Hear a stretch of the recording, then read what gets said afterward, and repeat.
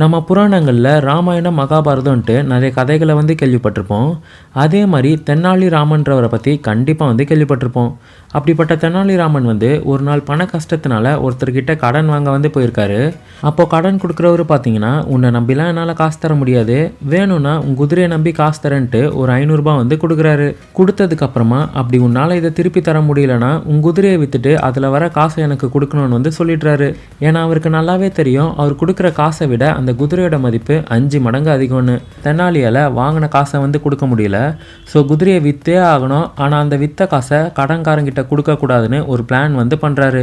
அப்போது அப்படியே சந்தைக்கு போகிற வழியில் அங்கே இருக்க ரோட்டில் இருந்து ஒரு பூனையை எடுத்துகிட்டு போய், இந்த பூனையை யாராச்சும் 5000 ரூபாய்க்கு வாங்கினீங்கன்னா குதிரையை 1 ரூபாய்க்கு தரேன்னு சொல்கிறாரு. இதை கேட்டதுமே கூட்டம் அலமோதி ஏலம் கேட்டு கிட்டத்தட்ட 8000 ரூபாய்க்கு வித்துடுறாரு. அப்படியே கடன் கொடுத்தவர்கிட்ட போயிட்டு, இந்தாங்க 1 ரூபாய், இதான் நான் குதிரையை விற்ற காசுன்னு கொடுத்துட்றாரு.